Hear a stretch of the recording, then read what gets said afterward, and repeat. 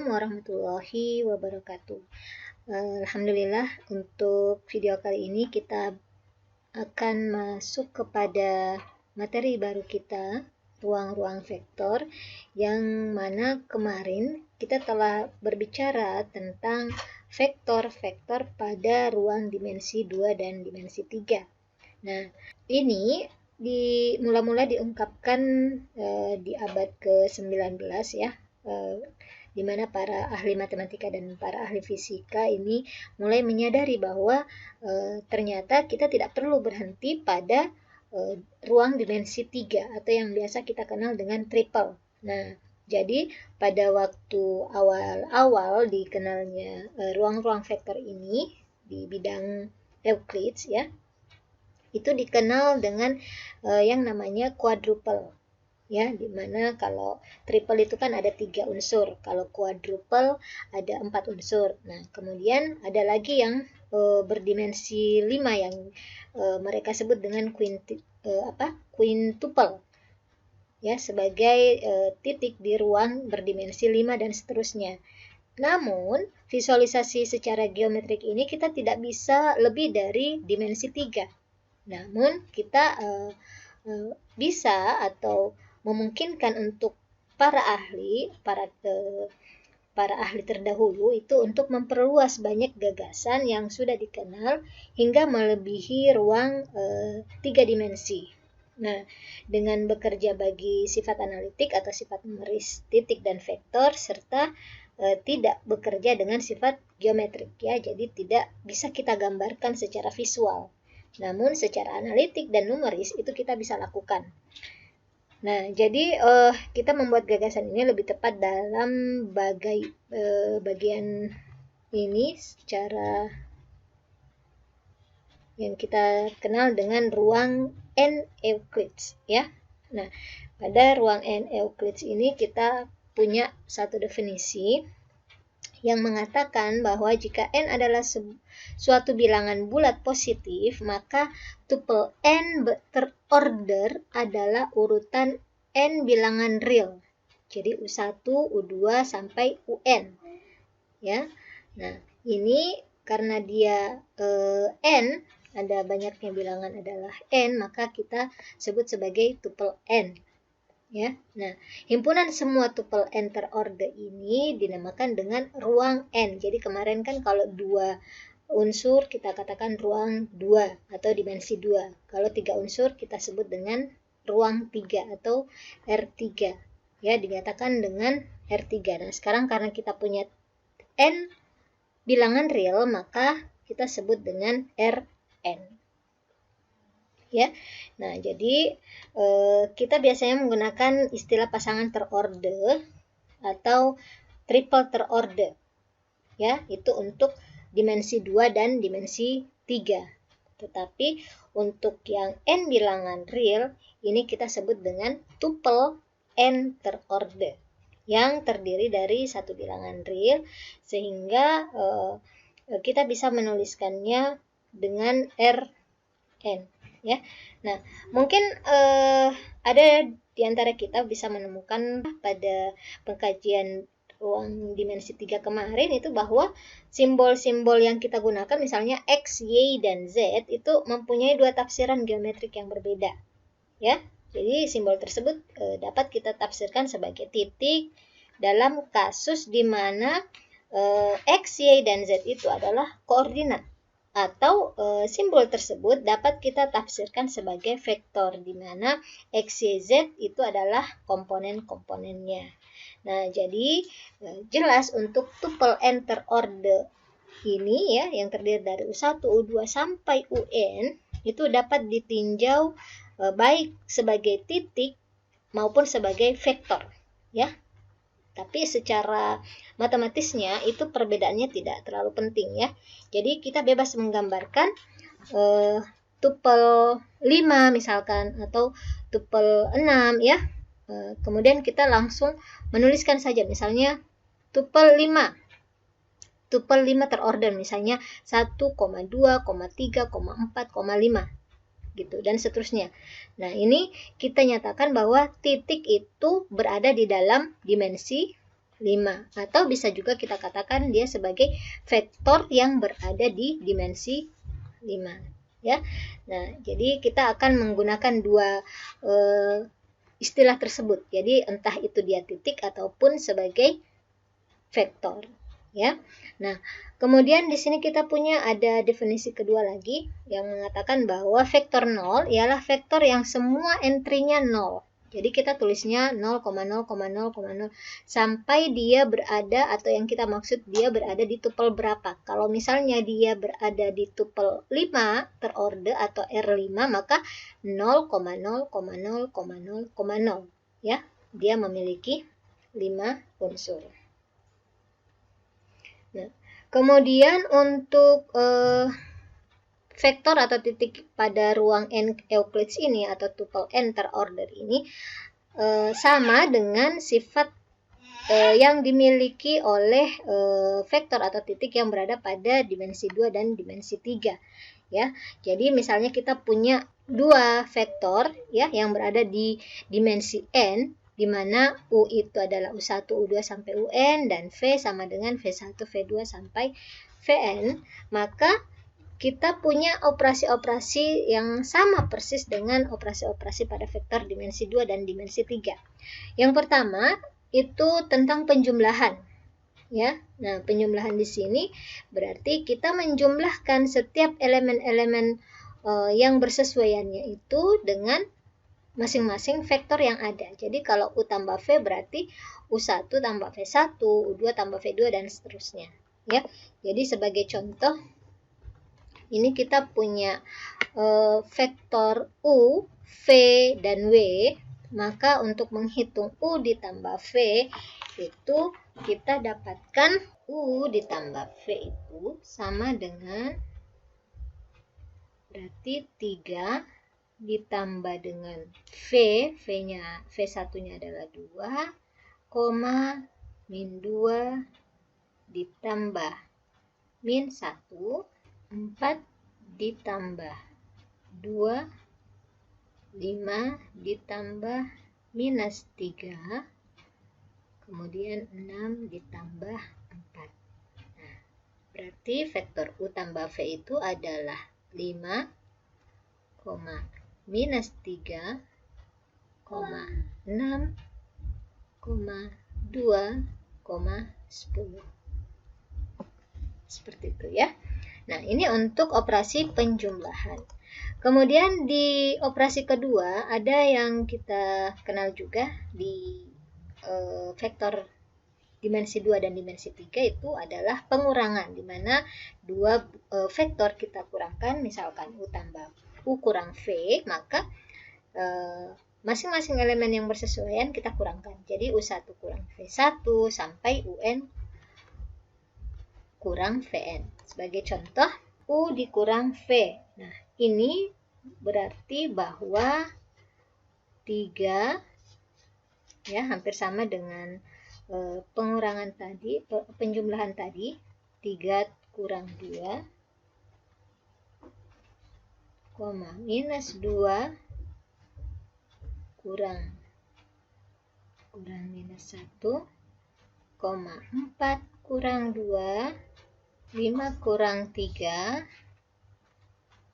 5 kurang minus 3 ya, 5 kurang minus 3, 6 kurang 4. Nah, di sini berarti bahwa U kurang V,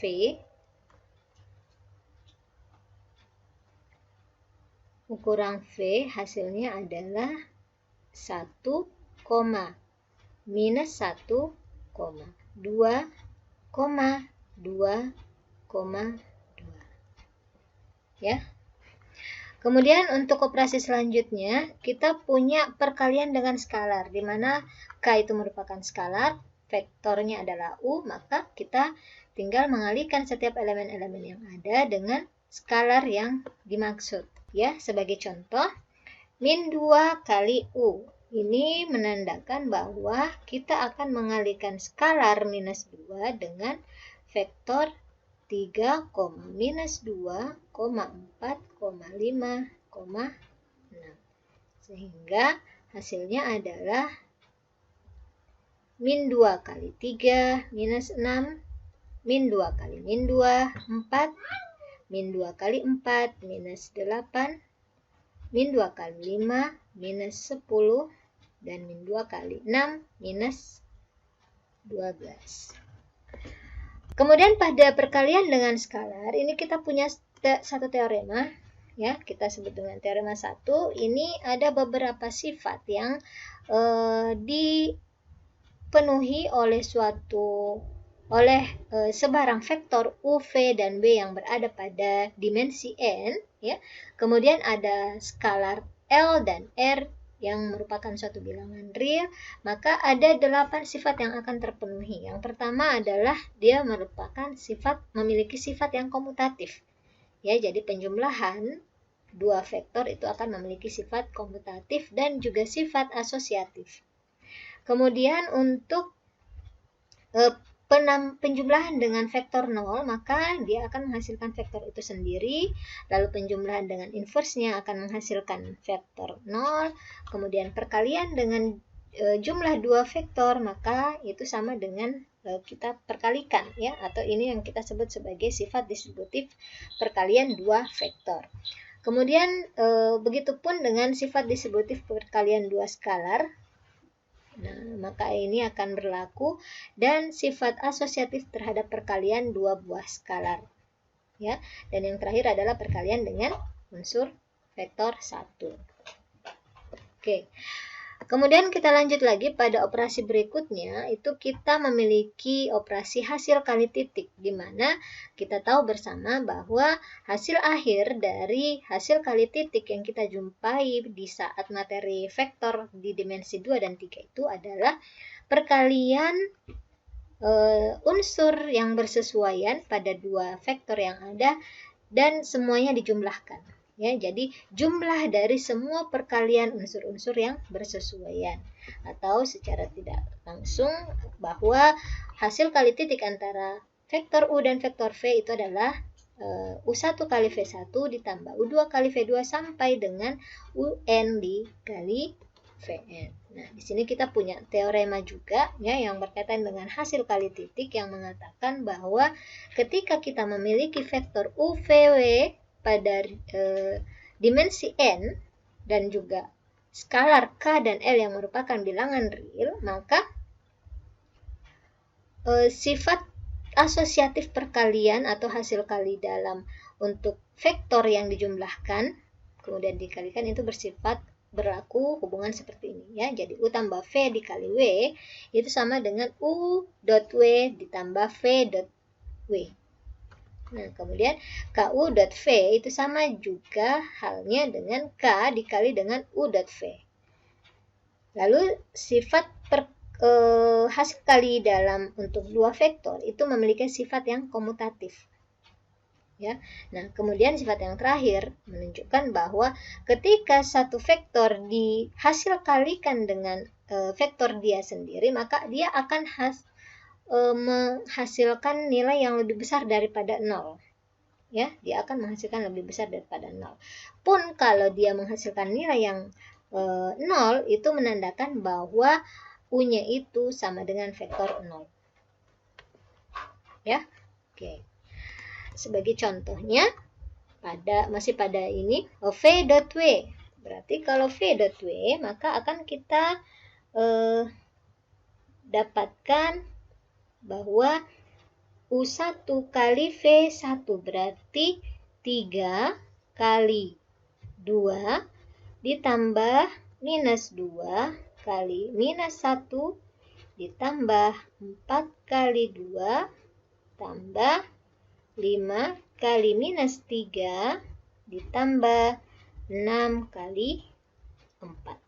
Ini hasilnya akan kita dapatkan 6 ditambah 2 ditambah 4 dikurang 15 ditambah 24. Nah, berarti hasilnya ada berapa ini? 36 kurang 15 berarti 21 ya. Silakan dikoreksi ya kalau salah. Lalu operasi yang berikutnya pada vektor dimensi N itu ada yang namanya norma atau panjang vektor, di mana norm atau panjang vektor yang kita simbolkan itu seperti ini ya, norm U, di mana norm U ini ternyata rumusnya adalah akar dari U dot U. U dot U kita taunya tadi U dot V ini kan rumusnya seperti ini. Ya kan, jadi kalau U dot U berarti U1 kali U1, U2 kali U2, atau U1 kuadrat ditambah U2 kuadrat sampai UN kuadrat. Ingat akarnya masih ada. Ya. Nah, oke, untuk contoh selanjutnya, untuk mencari norm dari vektor U atau panjang dari vektor U, itu kita dapatkan bahwa akar dari 3 pangkat 2 ditambah minus 2 pangkat 2 ditambah 4 pangkat 2 tambah 5 pangkat 2 ditambah 6 pangkat 2.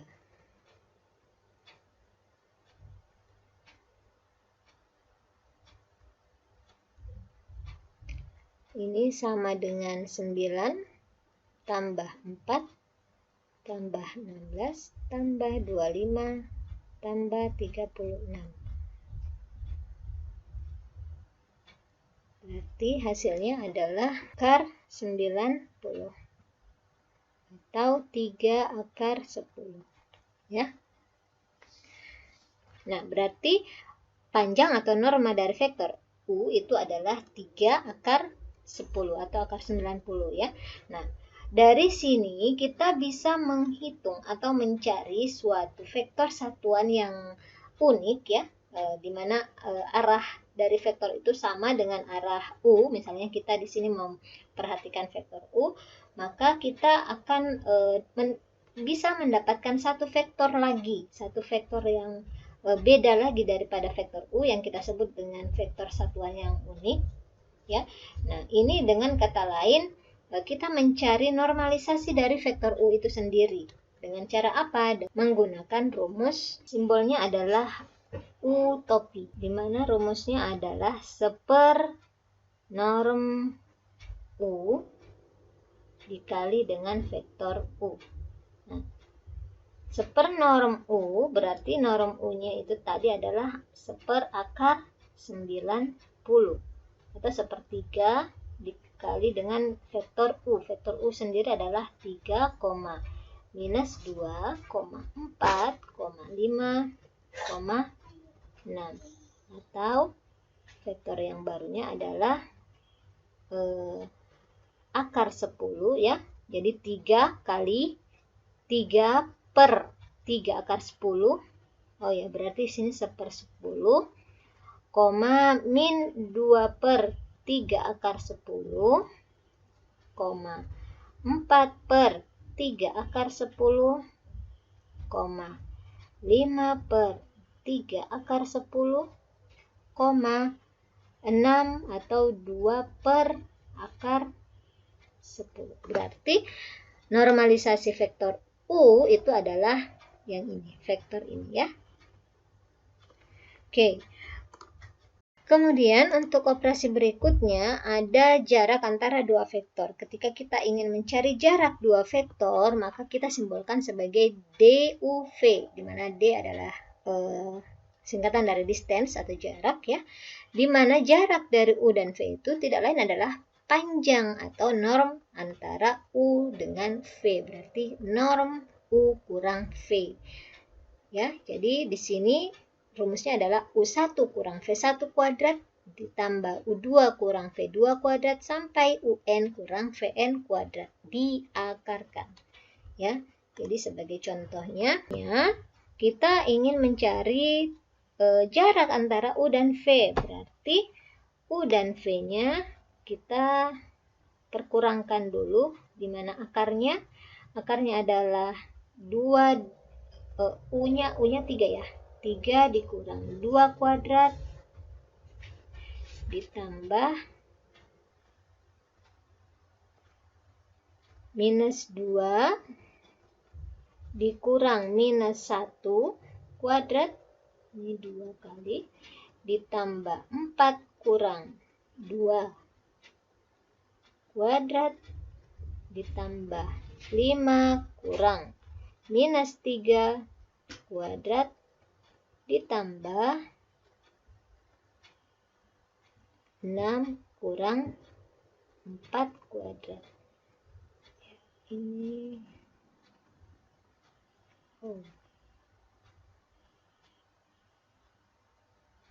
Oke. Nah, berarti akarnya berapa? 3 kurang 2, 1. Ditambah min 2 tambah 1 min 1, 1.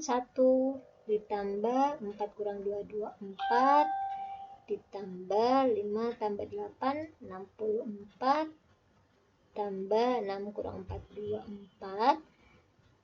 Berarti 64, 6, 7, 2, 7, 4 ya. Akar dari akar 74. Jarak antara vektor U dan vektor V adalah akar 74.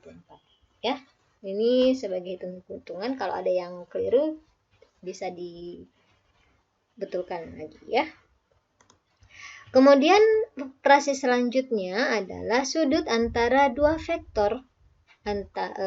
Sudut antara dua vektor, di mana sudut antara dua vektor ini kita sudah ketahui bersama sebelumnya bahwa rumusnya adalah cos theta, di mana theta itu adalah vektor yang terbentuk antara sudut yang terbentuk antara vektor U dan V ya. Jadi U dot V per norm U dikali norm V.